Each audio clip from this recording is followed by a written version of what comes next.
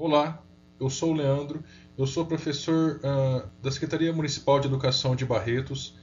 Nessa aula eu falarei sobre as lentes, a ótica da visão e ametropias. Bom, lentes, como sabemos já, são dispositivos ópticos que têm uma vasta aplicação. Basta a gente observar o número de pessoas que utilizam óculos para corrigir algumas anomalias da visão. Além disso, tem muitas aplicações também em instrumentos ópticos, como máquinas fotográficas, microscópios, lunetas, projetores de slides, entre outros.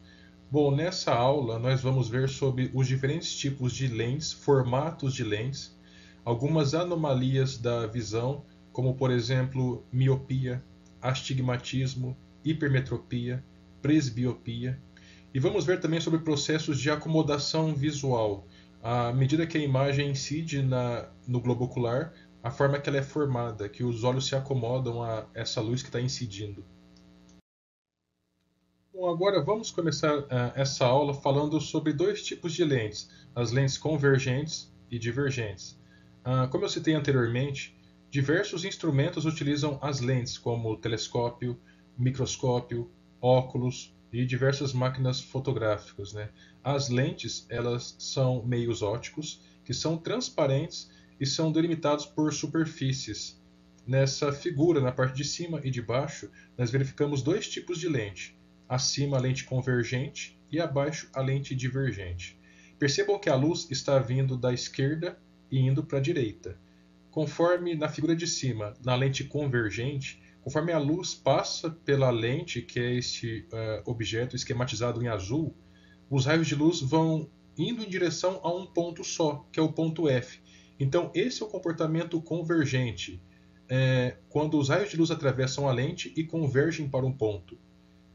No exemplo de baixo, nós temos uma situação um pouco diferente. Após atravessar a lente, que tem um formato diferente, que é essa figura também azulada, os raios de luz se afastam, eles se abrem.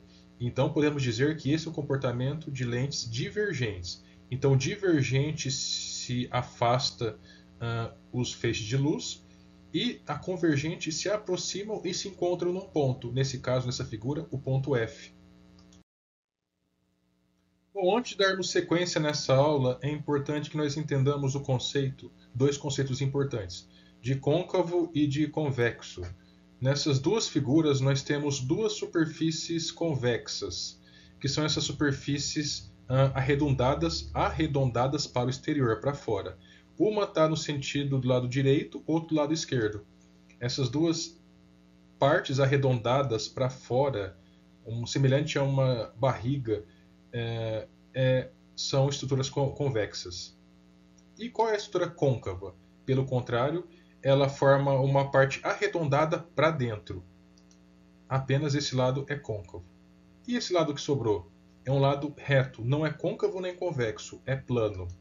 Então, repetindo, convexo é uma estrutura arredondada para fora, côncavo arredondado para dentro. E já conhecemos de forma mais fácil de entender, uma superfície plana é essa que observamos nessa linha reta. Bom, nessa figura nós temos duas fotos de dois tipos de lentes. Do lado esquerdo nós temos uma lente que ela tem duas faces convexas.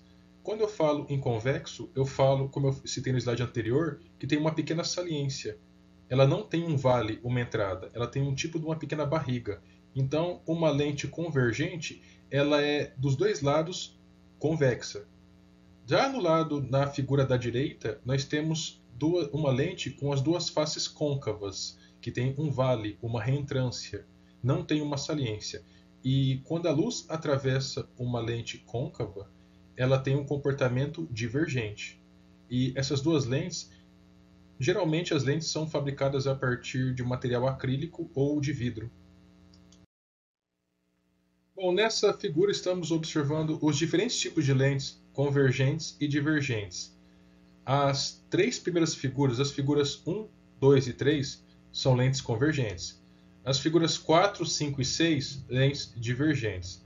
Lembrando que, conforme nós vimos nos slides anteriores, Uma lente convergente é aquela lente que, após o raio de luz, o feixe de luz, passar pela lente, eles convergem. Eles se encontram num ponto que é o ponto F, que é o ponto de foco da lente.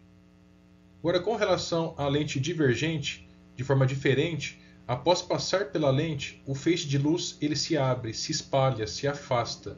E nesse caso, o foco ele não é formado após a lente, é formado anteriormente à lente. Bom, vamos ver caso a caso. A primeira lente convergente a número 1, é a biconvexa, onde as duas superfícies são convexas.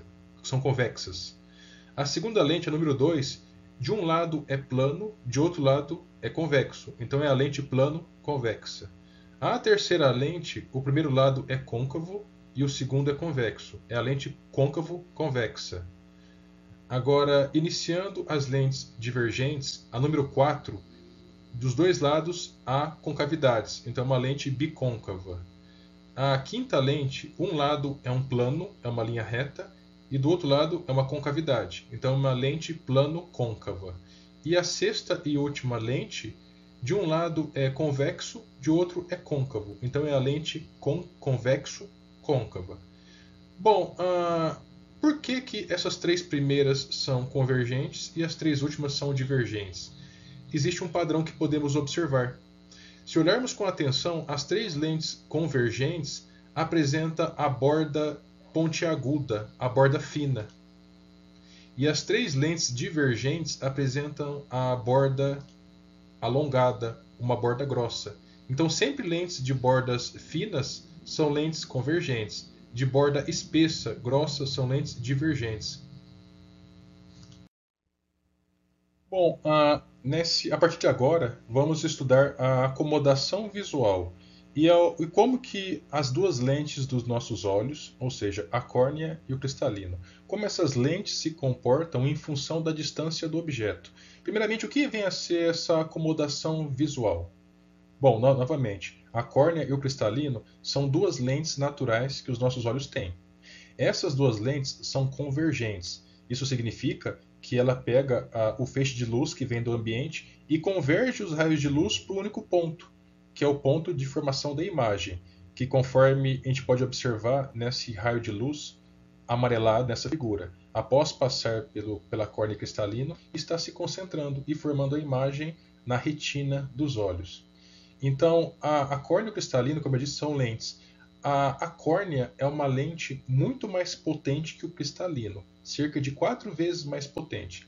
E a combinação dessas duas lentes forma um poder de convergência muito grande. Bom, a acomodação visual ela consiste no ajuste. Nós temos músculos ciliares nos cílios. Esses músculos eles se movimentam, tornando o cristalino mais ou menos curvado. Se ele fica mais curvado, ele fica mais convergente. Menos curvado, menos convergente. Então a movimentação desses músculos contribui com o ajuste do cristalino.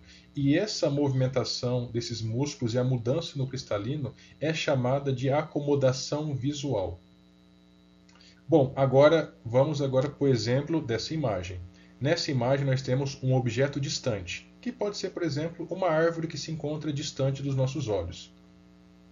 Se o objeto está muito distante, a imagem que vem desse objeto, os raios de luz provenientes desse objeto, chegam paralelos.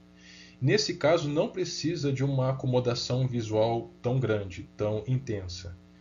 E o cristalino ele fica num formato mais ou menos curvado, também chamado de abaulado. Então, a imagem do objeto que se forma na retina ela é muito nítida e não tem muito esforço dos músculos ciliares para poder haver uma acomodação. Agora, nessa outra situação, na anterior o objeto estava distante. Nessa situação, o objeto está próximo. Se o objeto está próximo, a imagem que chega dele ela é divergente, conforme estamos observando nessa figura, chegando raio de luz divergentes até a córnea e o cristalino. Se não houver acomodação visual, ou seja, se os músculos ciliares não movimentarem o cristalino, a imagem vai se formar atrás do olho e não vai ser possível a pessoa observar nitidamente o objeto. Nesse caso, a visão será embaçada. Já perceberam que quando o objeto se aproxima do olho, precisamos de um tempo para acomodação? Que é essa situação, que é a situação dos músculos ciliares atuando na adequação do cristalino para a formação de uma imagem mais nítida, né? Então, sem a acomodação, a imagem do objeto é formada depois da retina, que é o local do olho responsável pela formação das imagens.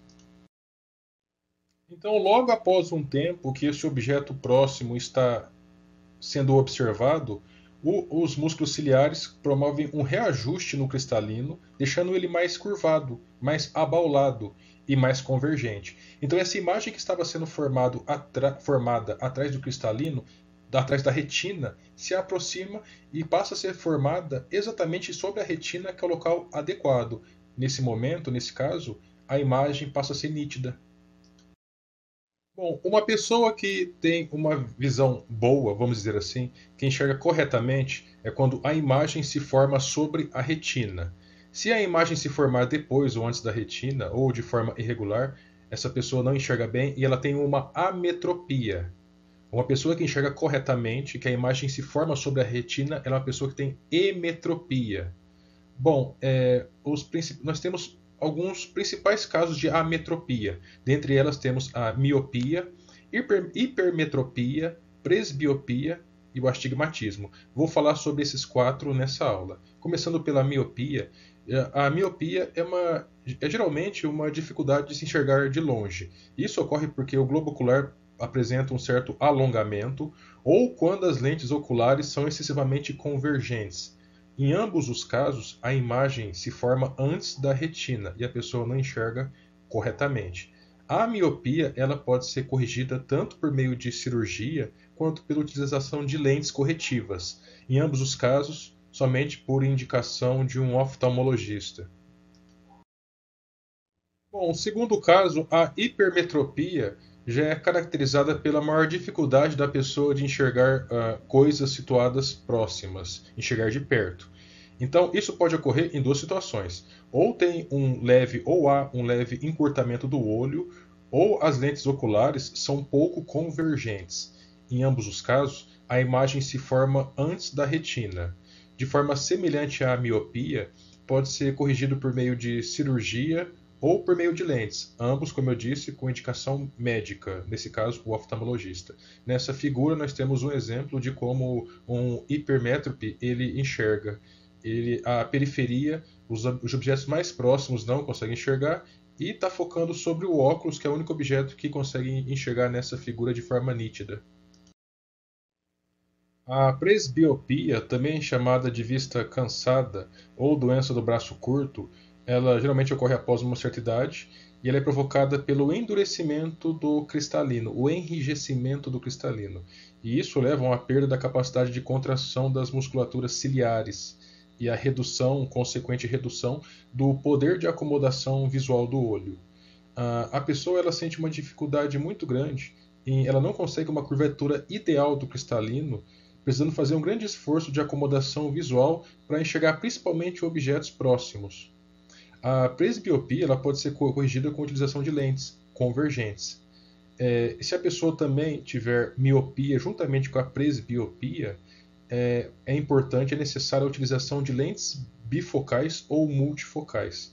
A diferença entre uma e outra: as lentes podem ser de composição de 2 ou mais tipos de lentes.